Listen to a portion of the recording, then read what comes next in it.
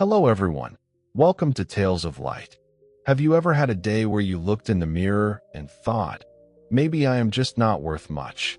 No matter how hard you tried, people still ignored you, used you, or walked away. This is the story of a man named Alan. A man who almost threw his life away because he believed a lie about his own value. But what happened one quiet evening changed everything and gave him a lesson that might change you too. Stay with this story till the end, because the moment Alan discovers his true worth is the moment you might discover yours. Alan was an ordinary guy in his early 30s. He worked at a mid-sized company, in a gray office, doing the kind of work most people forget the moment they leave the building. Data sheets, endless emails, last-minute tasks. Nothing special, at least on the surface. Every morning, Alan woke up before the sun. He would sit on the edge of his bed for a few seconds, take a deep breath, and tell himself to just get through another day. He packed the same lunch, wore the same couple of shirts, and took the same crowded train. From far away, his life looked fine, but inside, he was slowly falling apart. You see, Alan did not always feel this way. When he was younger, he believed he could do something meaningful. He loved to draw and design. He dreamed of creating beautiful things, maybe starting his own small studio one day. Friends used to tell him he was talented, but life happened. His father got sick. Money became tight. Alan took the first stable job he could find, told himself it would be just for a year. Then 1 year became 5. 5 became 10. And somewhere along the way, he stopped seeing himself as someone special. At work, he was the guy people called when they needed something fixed last minute. They would send him files at the end of the day and say it had to be done by morning. He stayed late, missed dinners, canceled plans. He wanted to be helpful, to be needed. He thought hard work would make people respect him. But the more he gave, the less he felt noticed. His boss praised others in meetings and barely mentioned Alan's name.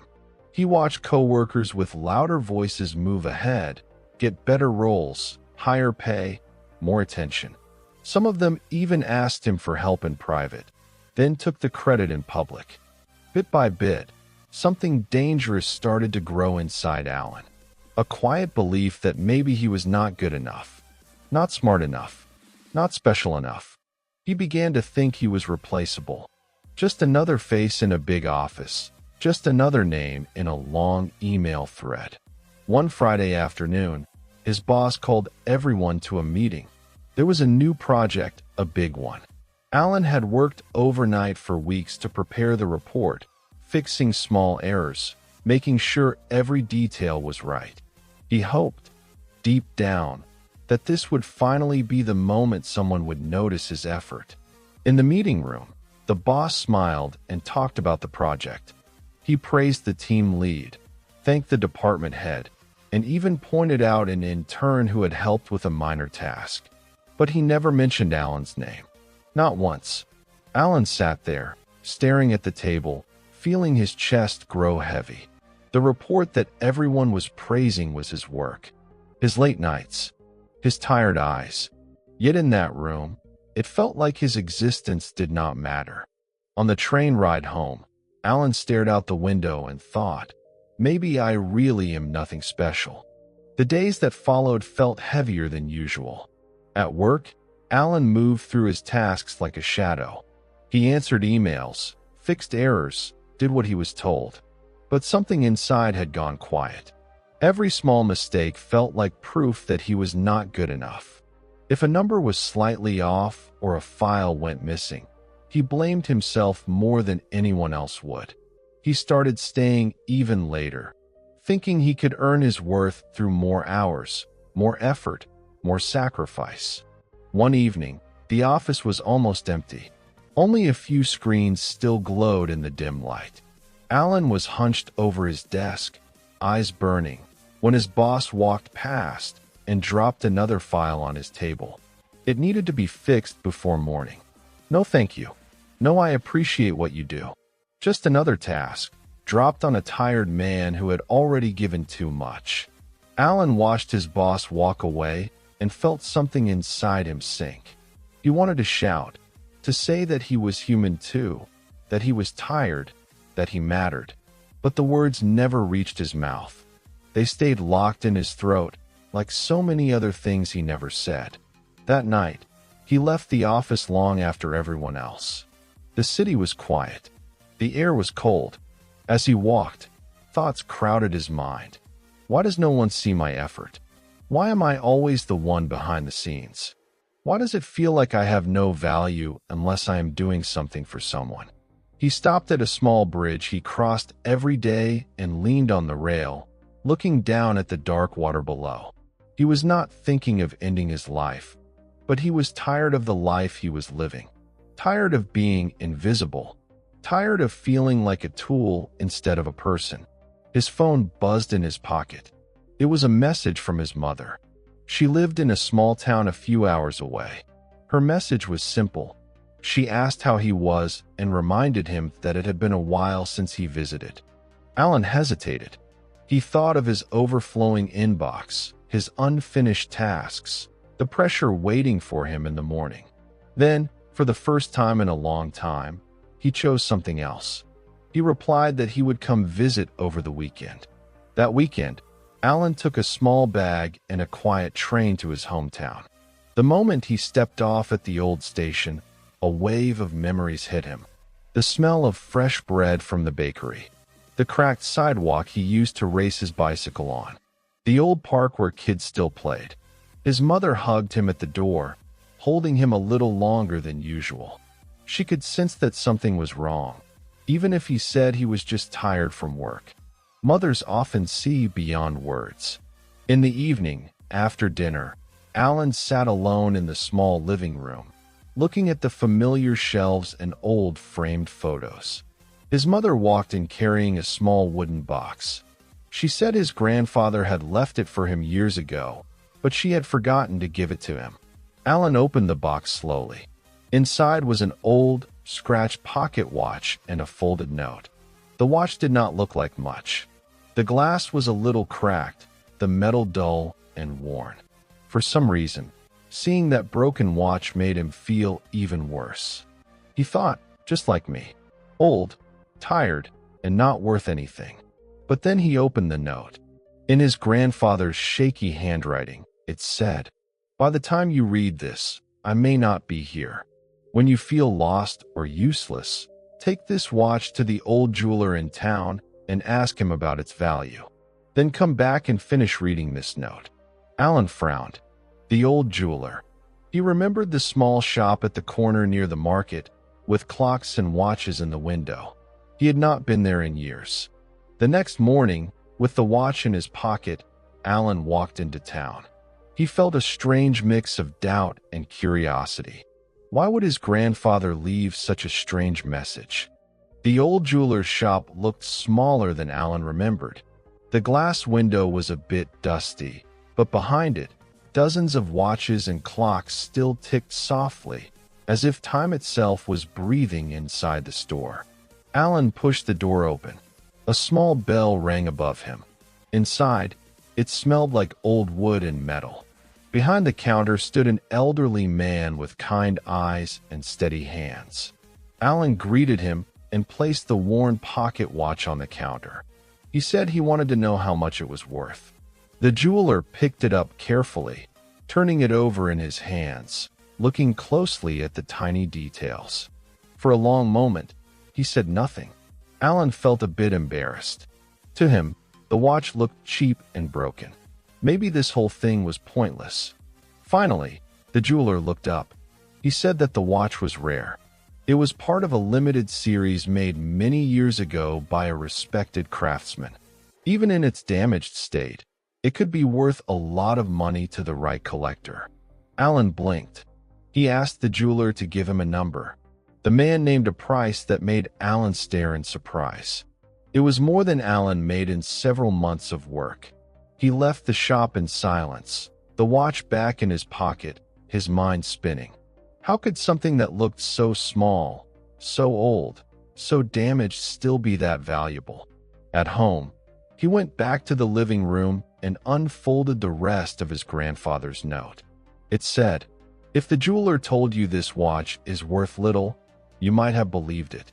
If he told you it is worth a lot, you might have believed that too. But here's the truth.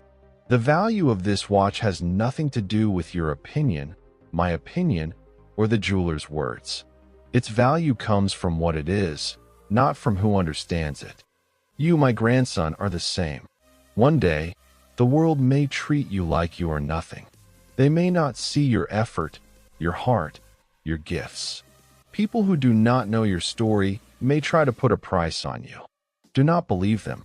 Your value does not go up when someone praises you. It does not go down when someone ignores you. It was placed in you long before any job, any title, any achievement. Do not lose it. Do not trade it for approval." Alan read those words again and again. Something inside him began to crack, but this time it was not breaking. It was opening. He thought of all the nights he had stayed late at the office, hoping for a simple thank you. He thought of every time he stayed quiet while others took credit. He thought of the boy he once was, the one who loved to draw, who believed he could create something beautiful. Tears slowly filled his eyes.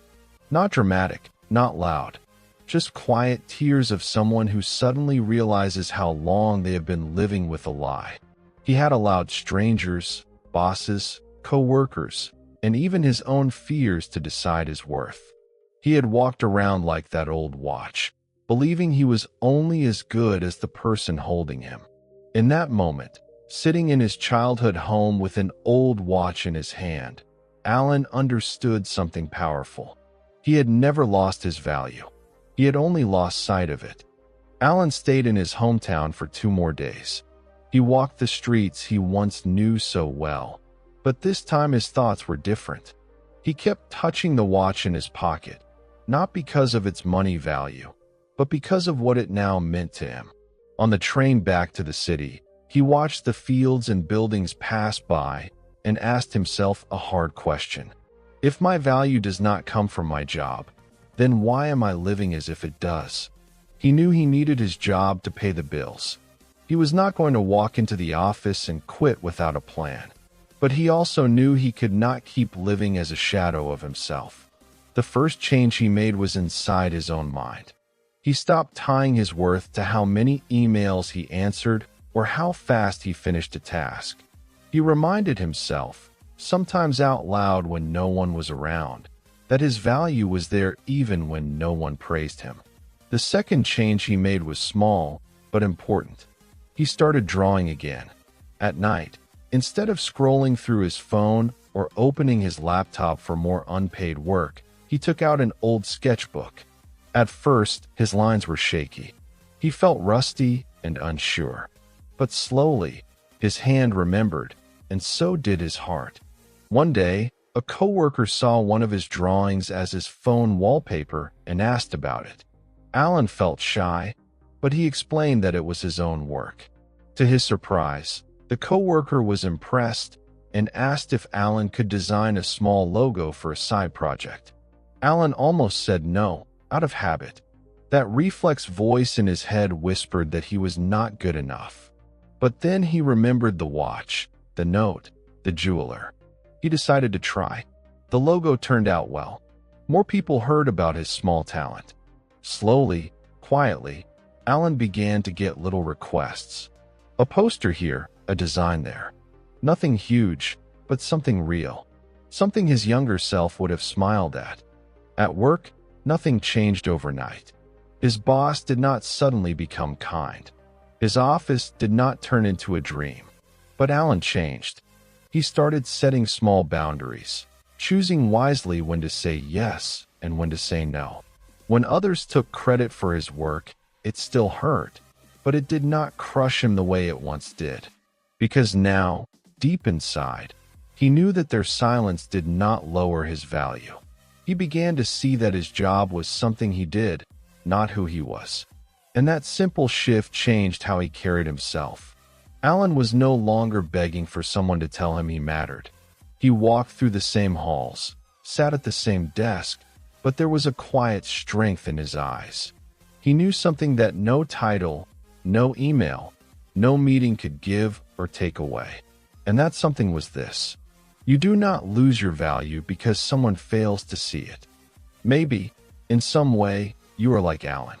Maybe you have given your time, your heart, your energy to people who never said thank you. Maybe you have worked hard in silence while others were praised in public. Maybe you have started to measure your worth in likes, in titles, in paychecks, in how quickly someone replies to your messages. If so, pause for a moment. Ask yourself this simple question: when did I start believing that my value depends on what other people see? There will always be people who misunderstand you. There will always be rooms where your name is not mentioned, moments where your effort is not noticed. But those moments are not the mirror of your worth. You carry stories no one else has lived. You have scars that show where you have healed. You have talents that may be quiet, but they are real. And even on the days when you feel like that old, scratched watch, tired and forgotten, your value is still there. The world often moves fast. It rewards loud voices and shiny images. But real value is deeper. It sits in your character, your kindness, your resilience, your willingness to get up again after falling. You are not a number on a screen. You are not a position on a company chart. You are not the sum of other people's opinions of you. Just like Alan, you may need a reminder. Something that tells you that your value was placed in you long before anyone had a chance to judge you. So tonight, when you look in the mirror, try to see more than your tired eyes. See the person who has survived every bad day so far. See the person who has more to give than they know. See the person whose value does not vanish when someone turns away. Alan's story is simple, but the lesson runs deep. Do not lose your value just because someone else cannot see it. Do not throw away your dreams because a few people did not understand them. Do not let a cold room, a silent reply, or an unfair moment convince you that you are less than you truly are. Your value was not given to you by this world, so this world cannot take it away. If this story touched your heart, if you saw even a small part of yourself in Alan, let this be your reminder today. Stand a little straighter. Speak a little kinder to yourself. Protect your value. Live like someone who matters, because you do. And if you want more stories like this, more gentle reminders that you are not alone in what you feel, stay connected with us. Like this video if it spoke to you. Share it with someone who might need to hear this message today. Comment and tell how you relate to Alan's journey. And do not forget to subscribe to this channel, Tales of Light, where every story is a small light for your path. Thank you for listening. Take care of your heart. And remember, no matter what happens tomorrow, do not lose your value.